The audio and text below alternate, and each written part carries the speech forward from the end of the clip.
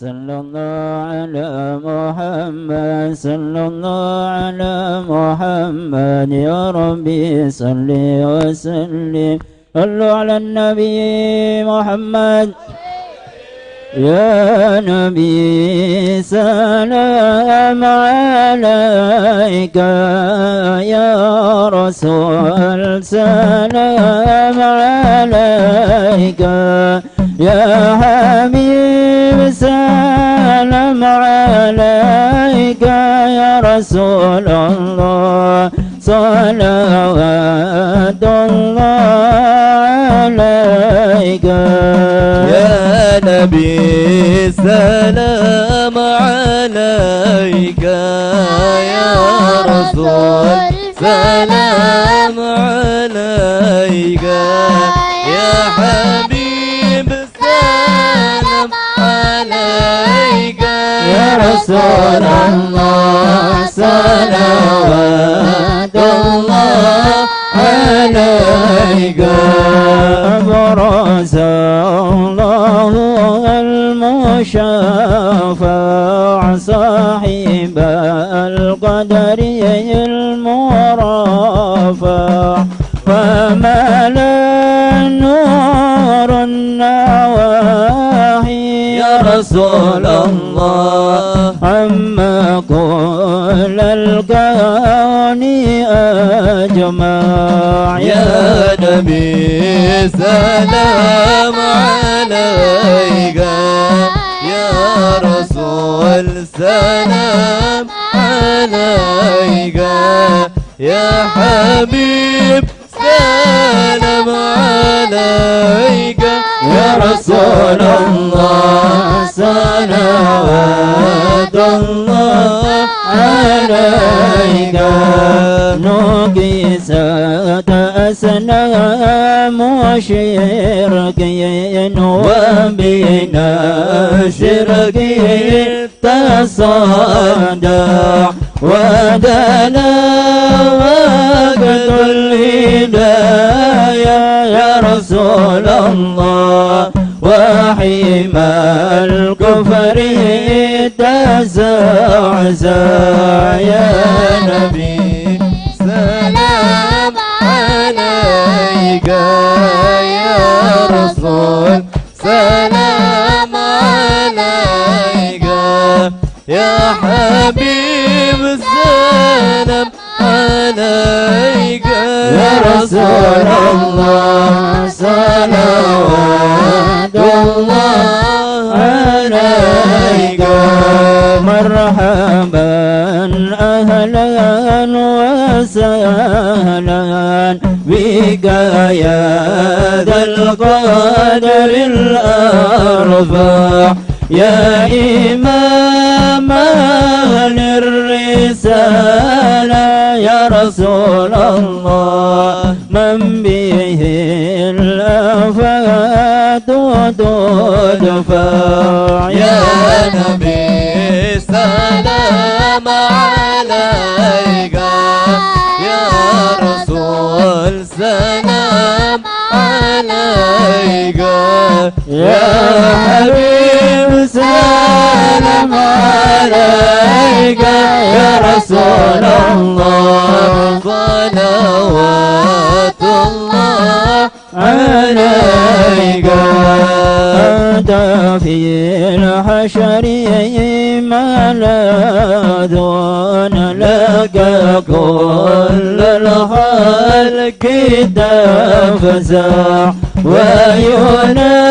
وينادون ترامى يا رسول الله قدها منها لنا أفضع يا نبي سلام عليك يا رسول سلام عليك يا حبيب سلام عليك يا رسول الله صلوات الله عليك مرحبا يا مرحبا يا نور العين مرحبا جاد الحسين مرحبا مرحبا مرحبا يا مرحبا يا نور العين مرحبا جد الحسين مرحبا مرحبا ولها دفت سجود وتنادى شفعت شفاع وعليك الله صلى ما بدا النور وسعسعنا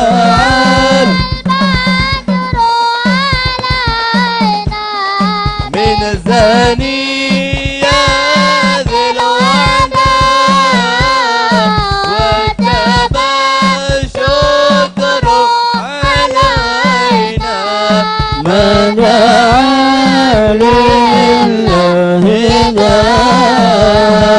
وبك الرحمن نسأل وإله العرش يسمع يا عديم المن يا رب سملنا بالمصطفى أجمل البدر علينا من ثنيات الوداع وجب الشكر علينا من لله وبه فاضر إلينا وعدنا بكل ما تمام وكفينا كل البلايا ودفع الآفات وارفعنا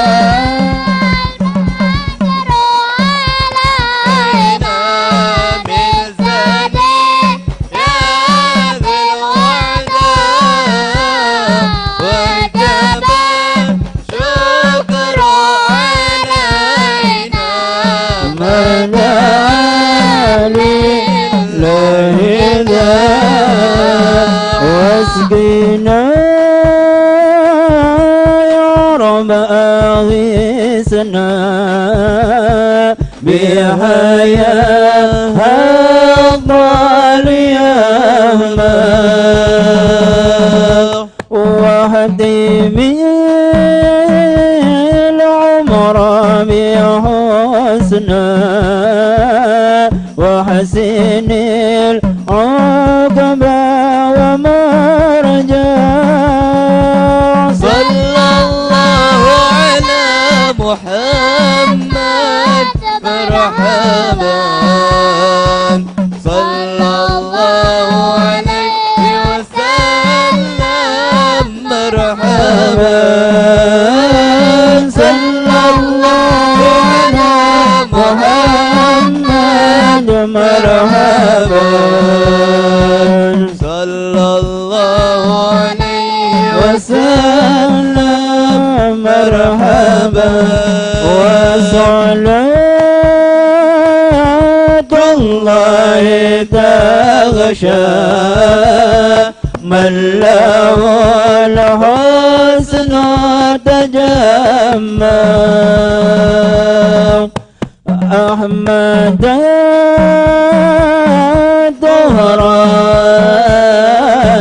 الدهراني وصحابه ما سلاسل صلى الله على محمد مرحبا رسول الله عليه وسلم مرحبا سلام على محمد مرحبا يا حبيب الله مرحبا اللهم صل وسلم وبارك عليه وعلى آله. بسم الله الرحمن الرحيم.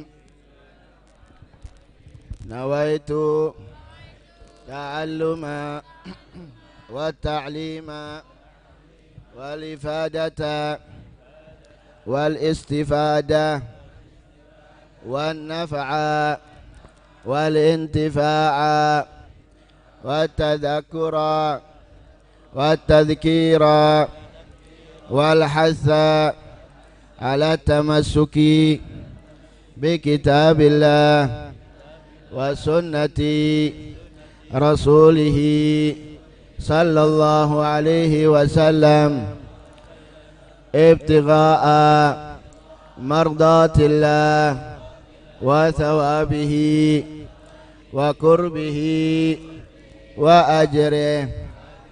اللهم صل على سيدنا محمد صلاة تخرجني من ظلمات الوهم وتكرمني بنور الفهم وتوضح لي ما أشكل حتى يفهم إنك أنت تعلم ولا أعلم إنك أنت علام الغيوب. وصلى الله على سيدنا محمد وعلى آله وصحبه وسلم. الفاتحة إلى حضرة حبيبنا محمد صلى الله عليه وسلم وآله وأصحابه وأزواجه وذريته وأهل بيته وإلى أرواح جميع الأولياء والشهداء والصالحين وإلى أرواح جميع الأولياء والشهداء والصالحين خصوصا سيدنا الإمام أحمد بن سلم هاجر وسيدنا الفقيه المقدم محمد بن علي بعلي وجميع سادتنا على بعلي كل صالح وولي وإلى أرواح سيدنا الإمام قطب الملا سلطان الأولياء سيدي الحبيب عبد الله بن أبو بكر العدروس وسيدي سلطان الأولياء القطب الرباني والقوت الصمداني الشيخ محي الدين الشيخ عبد القادر الجيلاني وأصولهم وفروعهم وإلى أرواح صاحب المعلف سيدنا الإمام الشيخ عبد الله بن عبد الرحمن بافضل وإلى أرواح جميع مشايخنا اسم شيخ حسن بن عبد الله بن عمر الشاطري والحبيب سالم بن عبد الله بن عمر الشاطري والحبيب حسن بن أحمد بهرون والحبيب قاسم بن أحمد بهرون والحبيب مصطفى بن أحمد بهرون والحبيب إدريس الهندواني والحبيب سلم صالح المحضر وإلى أرواح أمهاتنا وأمهاتكم وآبائنا وآبائكم وأجدادنا وأجدادكم وأمواتنا وأمواتكم ومن عمر هذا المجلس سابقا ولاحقا أن الله يغفر لهم ويرحمنا درجات في الجنة وينفعنا من بركاتهم وأسرارهم وأنوارهم وعلوم ونفاتهم في الدين والدنيا والآخرة بسر الفاتحة.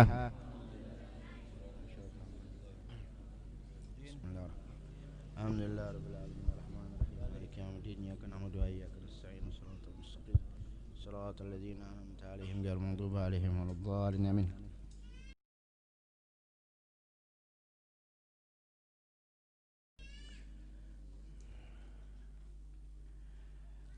بسم الله الرحمن الرحيم الحمد لله رب العالمين اللهم صل وسلم على سيدنا مولانا محمد وعلى آل سيدنا مولانا محمد ورضي الله تعالى عن كل صحابة رسول الله أجمعين.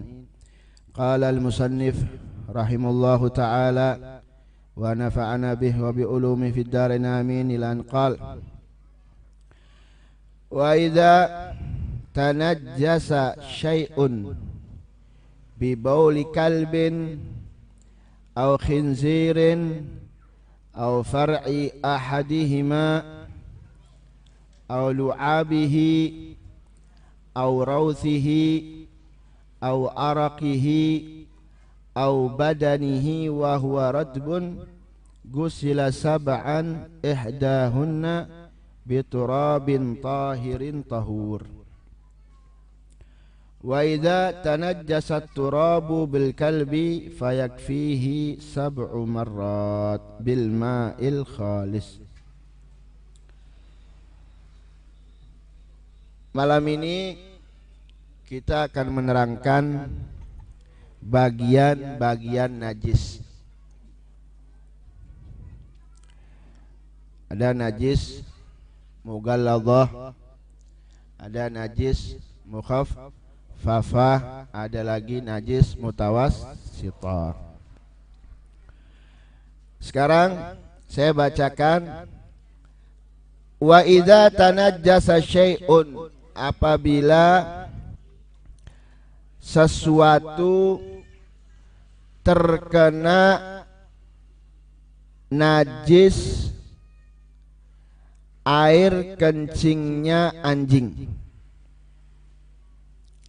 atau air kencingnya babi, au far'i ahadihima, atau salah satu daripada keturunannya, anak-anaknya, baik pun anak dari satu jenis, anjing dengan anjing, atau anjing dengan babi, atau anjing dengan binatang yang lain. Anjing kawin sama kambing, punya anak, itu tetap najis, dibawa ke paling jelek-jeleknya binatang, berarti dia anaknya anjing. Aulu abihi, atau terkena liurnya, atau terkena liurnya, padahal liurnya itu paling wanginya liur. Dari semua binatang paling wangi liurnya binatang adalah liurnya anjing. Toh walaupun dia wangi kayak pernah ngambung we. Toh walaupun itu wangi tapi tetap najis. Au rauzihi, atau kotoran yang keluar dari belakang, dari dubur, raus, ya. Au arakihi, atau keringatnya, ya. Au badanihi, atau badannya, tapi dengan syarat wa huwa ratbun, sedangkan badannya anjing ini atau babi ini dalam keadaan basah. Kalau kering enggak najis. Sampean kering, enggak ada keringat, anjingnya pun enggak basah, sampean pegang ya enggak apa-apa. Al-jaf bil jaf tahir bila khilaf. Kering dengan kering ya suci tanpa ada perbedaan pendapat, ya. Ini jadi dengan syarat badannya anjing atau badannya kita yang basah. Entah itu badannya anjingnya basah atau tangan kitanya basah.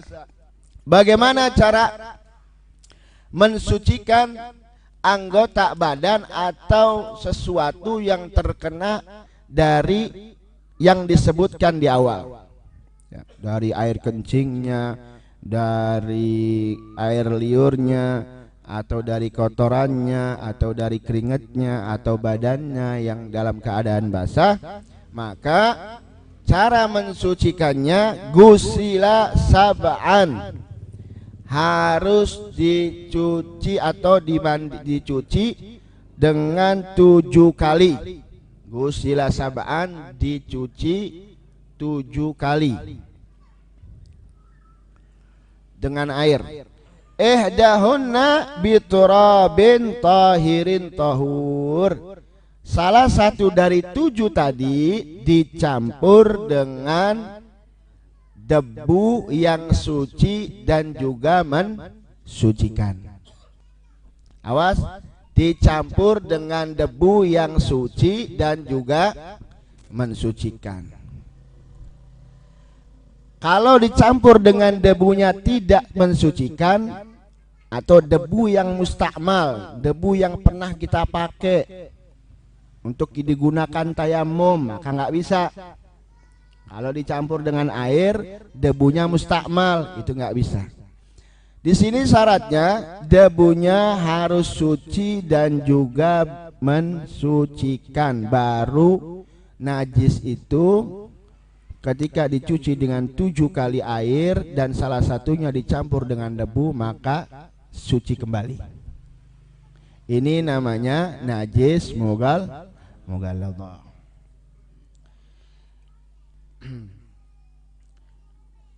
Wal ghasalatu, saya akan terangkan lagi di syarahnya. Wal ghasalatul muzilah lil ain wal awsaf tu'addu wahidatan wa in kathurat. Tapi sebelum kita mensucikan, sebelum kita cuci 7 kali, yang pertama kita harus hilangkan dulu ainnya atau kotoran-kotoran dari binatang anjing atau babi yang terkena kita. Dibuang dulu, disucikan. Nah, ketika kita mensucikan, ya, kita membuang ainnya itu dihitung 1 kali cucian. Walaupun sampai nyiram berapa kali, 20 kali nggak hilang-hilang. Itu begitu hilang, itu baru dihitung 1 kali. Paham ya?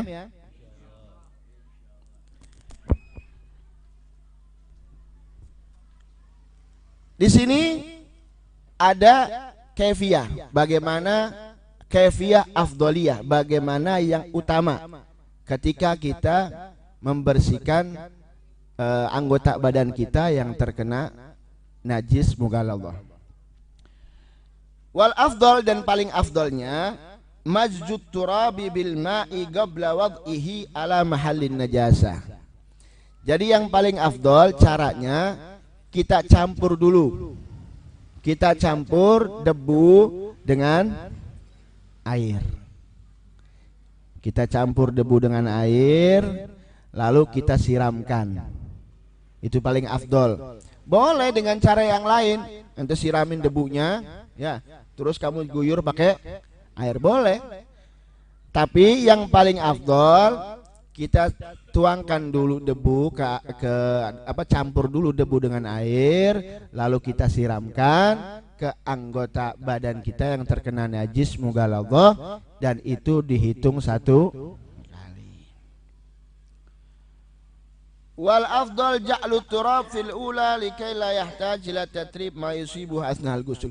Nah, boleh nggak Beb kalau misalkan debunya dicampur dengan air itu, lalu kita basahi, kita siram itu di akhir, misalkan yang ke-7 kalinya, boleh, nggak apa-apa. Tapi kan percuma, nanti nyiram lagi. Ya nanti kan bersihin lagi, eman-eman buang-buang air, maksudnya seperti itu. Paham ya? Eman-eman buang air, mubazir. Yang paling afdol yaitu kita campur, yang pertama kita campur debunya dengan air, lalu kita siramkan ke anggota badan kita yang terkena najis mughalladhah, dan itu baru dihitung 1 kali. Paham ya? Lalu bagaimana kalau misalkan anjing, ya, kencingnya di tanah? Ada misalkan di sini, ya, ada masuk anjing di tanah lah, ya, karang, di mana lah, terus masuk dia kencing, ya, lalu dia kencing. Lalu bagaimana cara mensucikannya? Apakah kita campur lagi debu terus kita siramin debu itu, kita campurin air terus kita siramin ke ke tanah itu? Enggak. Caranya wa idza tanajjasat turab. Kita lihat di matan kitab. Wa idza tanajjasat turabu bil kalbi fayakfihi 7 marrat. Adapun kalau misalkan tanah itu sendiri yang terkena najisnya anjing atau babi, maka cukup kita mensucikan airnya, maka kita cukup mengguyur dengan 7 kali guyuran air. 1, 2, 3, 4, 5, 6, 7. Nggak usah dicampur pakai debu karena kencingnya juga di debu, di tanah. Ya, paham ya? Insyaallah. Terus wa ma tanajjasa bi bauli sabiin. Nah, sekarang kita menerangkan najis mukhaffafah. Nah, tadi kan mughaladhah. Sekarang kita menerangkan najis mukhaffafah. Wa ma tanajjasa bi bauli sabiin lam yata'am ghairal laban. Wa ma dan apa-apa tanajjasa yang terkena najis dengan air kencingnya sobi. Air kencingnya sobi. Sobi itu anak kecil laki-laki. Awas, anak kecil laki-laki. Lam yat'am ghairal laban. Dan sedangkan anak kecil ini belum pernah makan atau minum kecuali air susu ibunya. Syarat yang kedua. Bagaimana caranya? Caranya untuk mensucikannya rasyuhu, cukup apa ros itu? Nyipret apa? Apa? Bahasa Indonesia apa? Percikan. Nah, oh iya, dicepret-cepreti lah. Cepret-cepreti lah. Dikepret. Dicepret-cepreti. Wa huwa rasyuhu bil ma, dicipreti dengan air.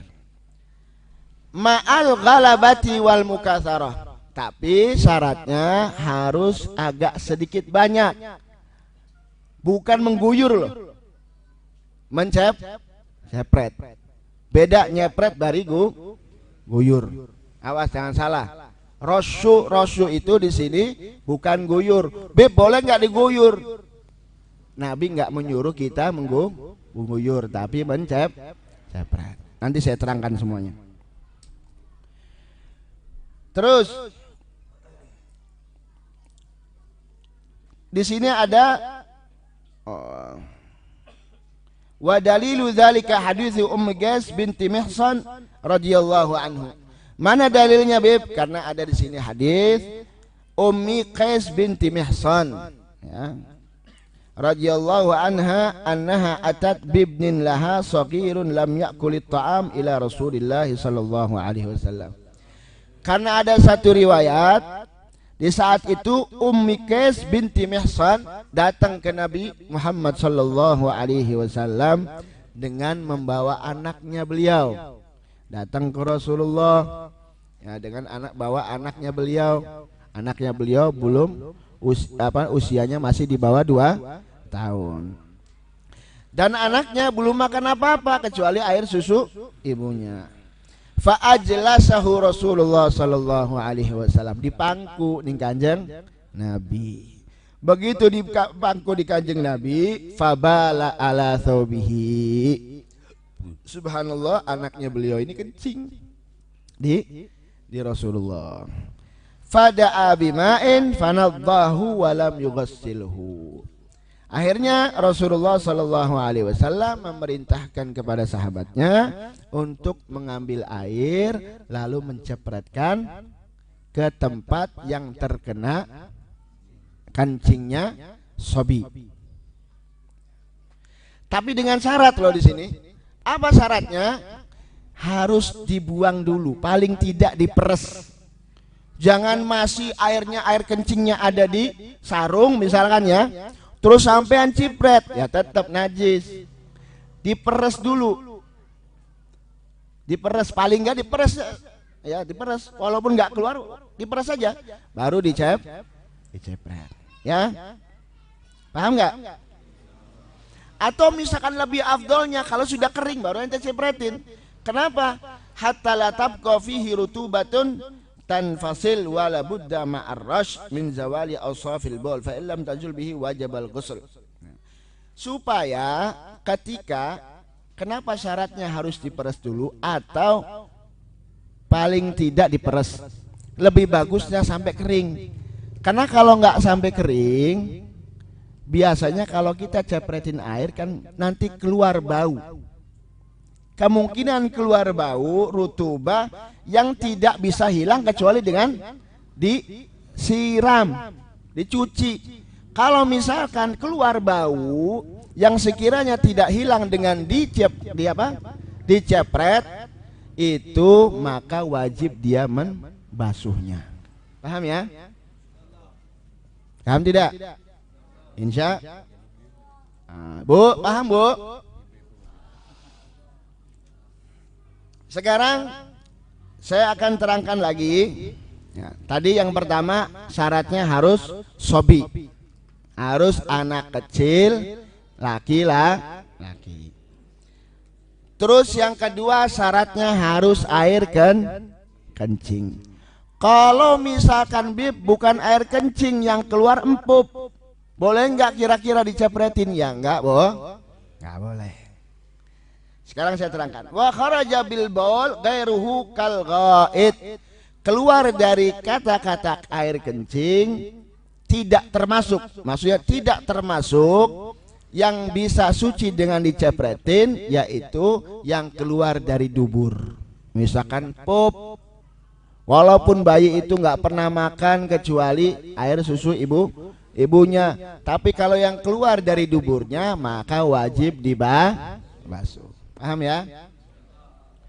Terus wa kharaja bis sabi, as-sabiyah, keluar dari kata-kata sobi, anak kecil laki-laki, yaitu sobiyah. Apa itu sobiyah? Anak kecil perempuan. Lo kenapa sih Bib bedanya perempuan sama laki-laki? Beda apa coba?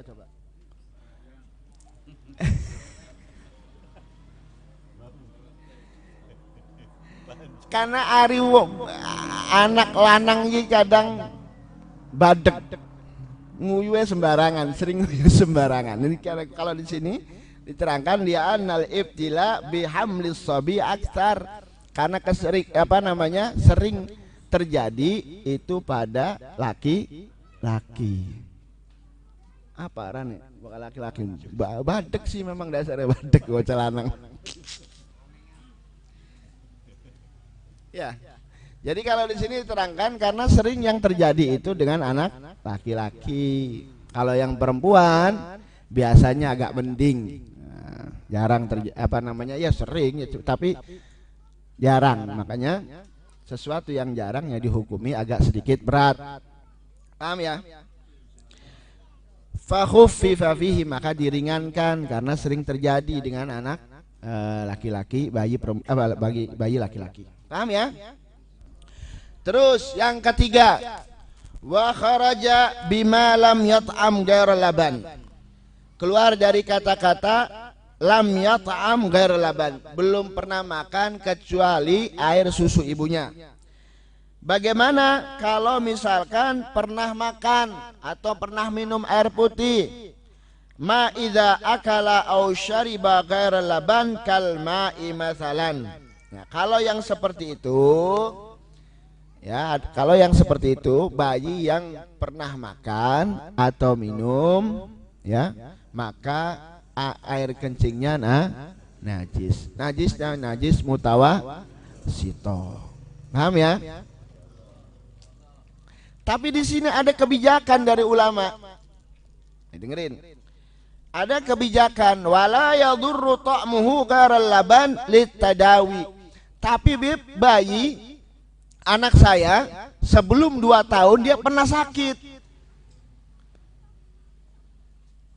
Ketika sakit tidak mau minum obat. Bagaimana Bib hukumnya? Sedangkan dia tetap minumnya air susu ibunya, tapi karena memang dia pernah sakit, dipastikan bahwa dia harus minum obat, maka dia minum obat.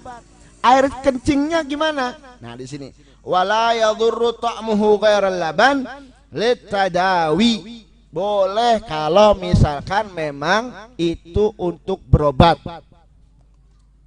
Paham? Nah, ini banyak terjadi kan? Kadang belum sampai 2 tahun, kadang anak ada sakit yang mana mengharuskan anak ini kita bawa ke dokter, kata dokter suruh minum obat.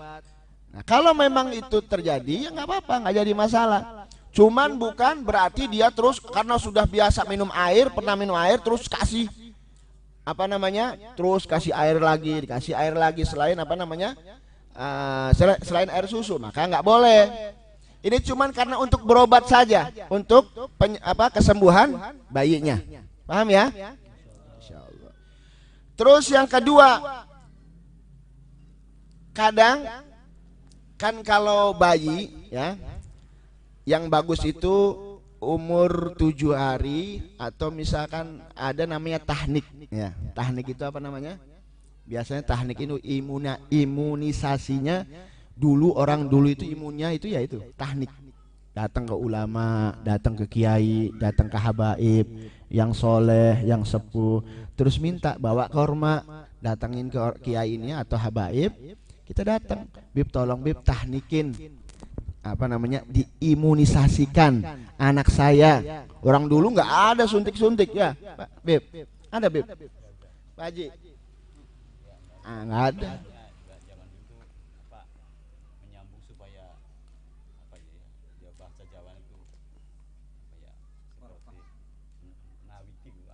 Iya, ini tahnik, tahnik ya.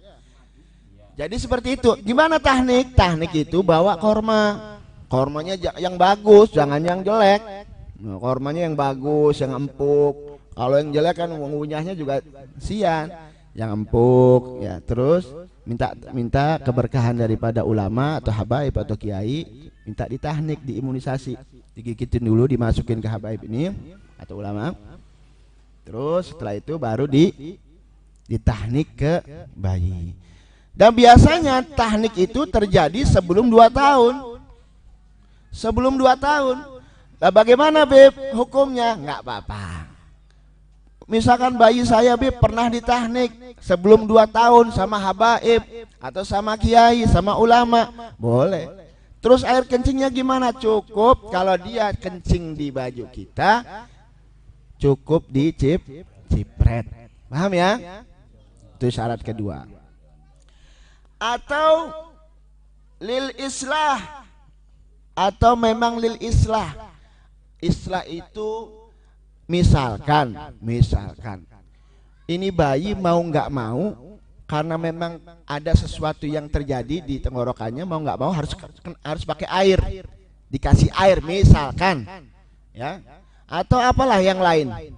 Tujuannya lil islah, bukan karena memang dibiasakan untuk minum air atau makan selain air susu ibunya. Boleh, tidak apa-apa.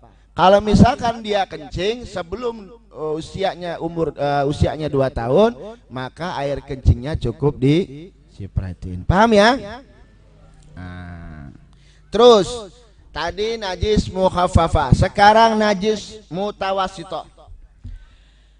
Wasairun najasat tathuru bil ghasli idza zala ta'muha wa launuha wa rihuha. Dan semua najis suci dengan dibasuh idza zala ta'muha, apabila hilang rasanya dan warnanya dan baunya. Jadi selain yang 2 tadi ya, pertama najis mughalladhah, yang kedua najis mukhaffafah. Selain itu namanya najis mutawassithah. Cara membersihkannya harus disiram sampai hilang baunya, rasanya dan warnanya. Paham ya? Dan di sini najis mutawassithah itu dibagi 2. Pahami? Najis mutawassithah itu ada 2. Ada namanya najis mutawassithah ainiyah, dan ada pula najis mutawassithah hukmiyah. Catat. Apa sih najis mutawassithah yang ainiyah ini? Kalau yang ainiyah yaitu yang najis yang ada warnanya, baunya dan rasanya. Itu namanya najis ainiyah, ada ainnya, ada najisnya. Dan najis ainiyah wala budda min izalatiha, harus dihilangkan 3 sifat tadi. Paham? Sifat tadi yang 3, rasanya, baunya, warnanya harus dihilangkan dulu. Wa yakfi fi izalat. Dan adapun yang hukmiyah, kalau yang hukmiyah hiyallati la launa wala riha wala ta'ma. Dan adapun yang hukmiyah yaitu najis yang tidak ada launnya, tidak ada warnanya, tidak ada rasanya, dan tidak ada baunya. Maka membersihkan najis itu cukup menyiramkan air saja. Ya, paham ya? Nah, terus wala yadurru baqa'u launin aw rihin asura zawaluhu. Bib, kalau misalkan najis ainiyah, tapi setelah saya cuci najis ainiyah ini, akan tetapi saya sulit untuk menghilangkan warna atau baunya. Kan ada kadang kita terkena najis, ya. Sudah kita berusaha untuk menghilangkannya, akan tetapi bau dan warnanya nggak hilang. Lalu bagaimana ini hukumnya?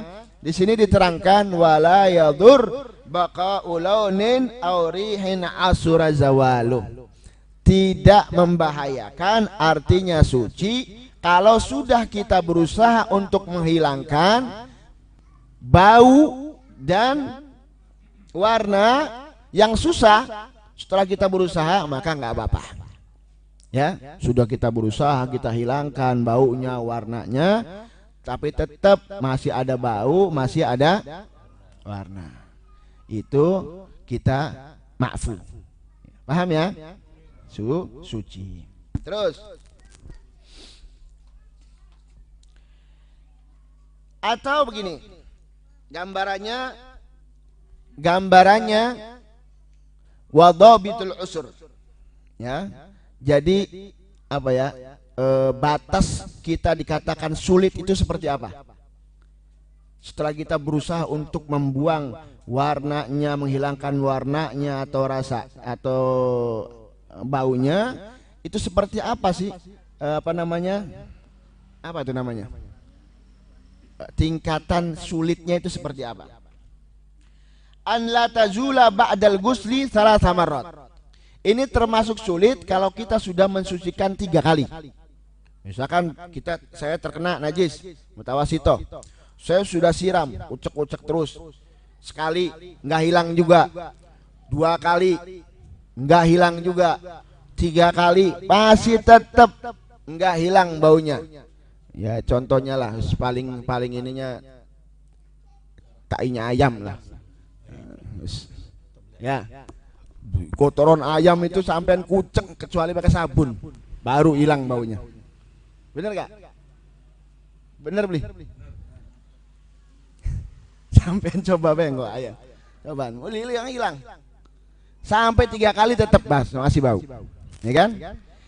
Sampai 3 kali kita cuci masih tetap nggak hilang itu baunya. Nah itu nggak apa-apa. Ma'al hatti wal garas fi kullin, tapi setiap cucian pertama, kedua, yang ketiga kita bersihkan betul, bukan sekedar begini doang. Kita cuci, ya. Walaupun nggak pakai sabun. Sabun itu juga nggak bukan syarat. Sabun itu bukan syarat. Kadang orang, Bib ini cebok gimana nih kalau nggak ada sabun? Tapi baunya ya nggak apa-apa. Nggak ada, zaman dulu sabun itu nggak ada. Kadang malah sabun itu maaf, ini bukan lagi ngajarin nggak bersih. Artinya sabun ya harus, tapi kadang memang, ya kadang kita ada orang kalau nggak ada sabun dia was-was, bikin was-was jadinya. Sabun itu bahkan bukan sekedar menghilangkan, tapi cuma menutupi baunya saja, cuman karena ada wanginya. Paham ya? Maksudnya kalau misalkan nggak ada sabun pun, ketika kita bersuci atau membersihkan kotoran kita, ya bukan syarat. Bukan syarat harus ada sabun terus kita sah. Walaupun nggak pakai sabun tetap sah. Yang penting ain najisnya terangkat, terbuang. Misalkan Bib, tangan saya masih bau, ya yang penting kamu cuci. Sudah kamu cuci 3 kali benar-benar terus masih bau, ya udah kamu ambil godong dah apa, ya gosok peret-peret taning di, nah, gitu ya. Tapi bukan syarat. Sering ini, Bib, kalau misalkan mandi wajib harus pakai sampo ya Bib. Nah, sampo mah bukan syarat.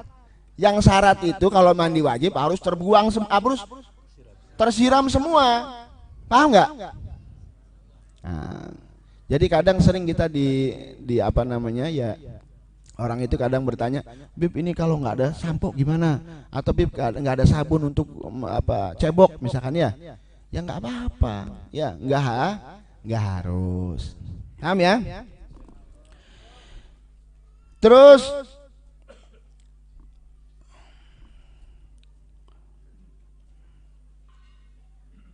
wa yadurru baqa'ul launi warrihi ma'an. Nah, ini yang tadi kan kalau salah satu dari warna atau bau. Warna atau bau. Kalau warna dan bau, kalau tadi kan warna atau bau, itu tidak jadi masalah. Tapi kalau misalkan warna dan bau bercampur di situ, ya berarti najisnya masih ada. Paham ya? Wa yadurru baqa'ul launi warrihi ma'an aw baqa'ut ta'mi wahdahu wa in asura zawaluh. Jadi kalau misalkan dua sifat antara bau dan warna itu bercampur, maka tetap najis.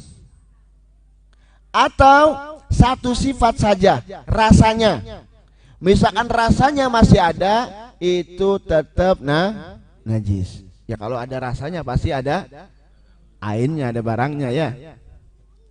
Nah, paham ya? Insya Allah dicatat, takut lupa. Ya, begini fikih ya, fikih itu ngajinya begini.